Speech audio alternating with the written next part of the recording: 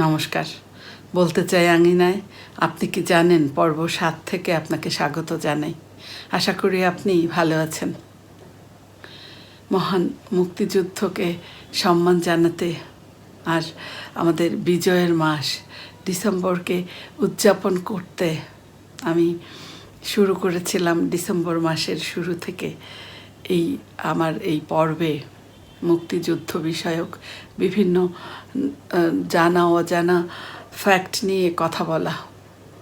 তারই ধারাবাহিকতায় আজকে শেষ পর্ব। চলুন শুরু করা যাক। ফ্যাক্ট ১, আত্মসমর্পণের সেই কলম জেনারেল নিয়াজি এবং জগজিৎ সিং অরোরা যে ফাউন্টেন পেন দিয়ে আত্মসমর্পণের দলিলে স্বাক্ষর করেছিলেন, সেই কলমটি ছিল বিখ্যাত ব্র্যান্ডের কলম এবং এখন বর্তমানে সেই কলমটি ভারতের দিল্লির ন্যাশনাল মিউজিয়ামে সংরক্ষিত আছে। ফ্যাক্ট ২,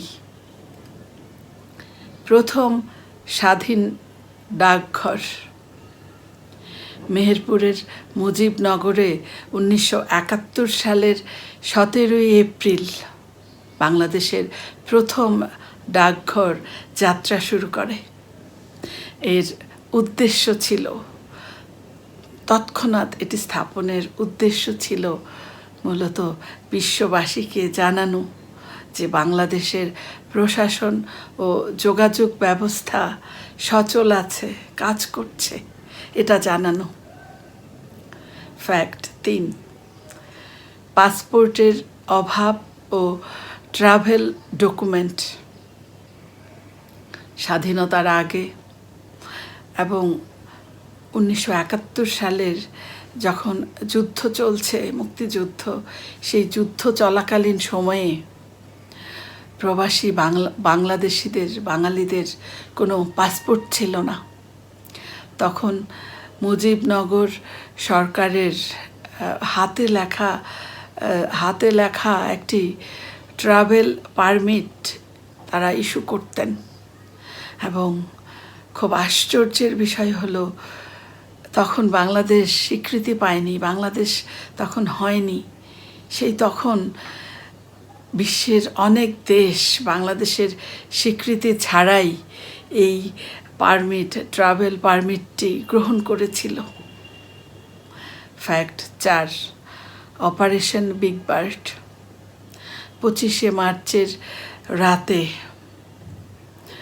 বঙ্গবন্ধুকে গ্রেফতার করার জন্য পাক হানাদার বাহিনী চালানো এই বিশেষ অভিযানের নাম অপারেশন বিগ বার্ড। এটা বঙ্গবন্ধুকে গ্রেফতারের জন্য চালানো একটি বিশেষ অভিযান ছিল, অপারেশন বিগ বার্ড, যার নাম অনেকেই হয়তো জানেন না।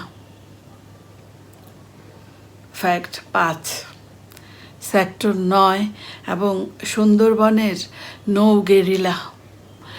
এই সেক্টরের অধীনে সুন্দরবনের ভেতরে মুক্তিযোদ্ধারা লবণের গোলার উপর তাদের গোপন আস্তানা করেছিল এবং জোয়ার ভাটার হিসাব করে তারা পাকিস্তানি জাহাজের উপর আক্রমণ চালাতো এবং এটি পৃথিবীর অন্যতম নৌ গেরিলা যুদ্ধ।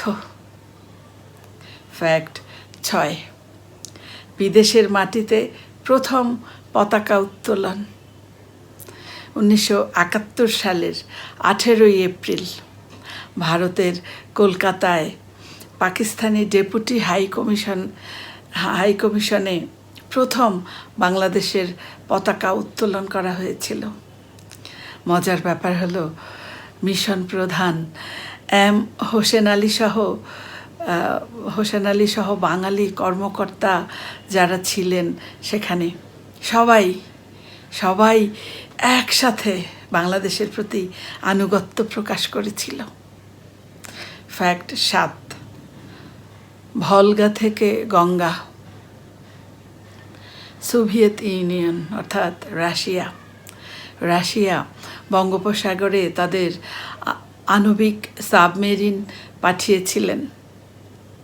সেটা পাঠিয়েছিলেন তারা মার্কিন সপ্তম নৌবহরকে আটকে দেবার জন্য, এবং যেটা নাকি ছিল তখনকার সময়ে যুদ্ধের মোড় ঘুরিয়ে দেওয়ার একটা অন্যতম ঘটনা। ফ্যাক্ট 8, রেডিও অস্ট্রেলিয়ার ভূমিকা।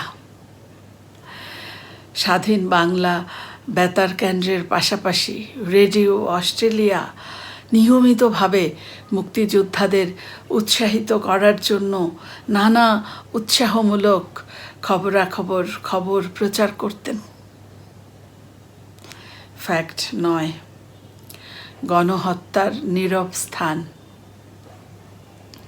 পাক হানাদার বাহিনী এবং তাদের দোসররা, তাদের সহযোগীরা, তারা বাংলাদেশের প্রায় 1000-এরও বেশি স্থানে, গোপন স্থানে তারা বাঙালি যে বেসামরিক নাগরিক ও বুদ্ধিজীবীদের অত্যাচার, নির্মম অত্যাচার এবং নির্বিচারে হত্যা করে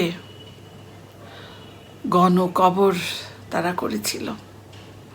এরকম 1000-এরও বেশি স্থানে তারা গোপন স্থানে এই গণকবর খুঁড়েছিল। Fact 10, crack platoon. ঢাকার ভেতরে এই পাক হানাদার বাহিনীকে সব সময় তটস্থ করে রাখার জন্য, সব সময় ভয়ে তটস্থ করে রাখা এই দুঃসাহসিক গেরিলা দলটির নাম ছিল ক্র্যাক প্লাটুন। তারা সব সময় দৌড়ের উপর রাখত পাক হানাদার বাহিনীকে, যাদের ভয়ে সব সময় এই পাক হানাদার বাহিনী তটস্থ থাকত।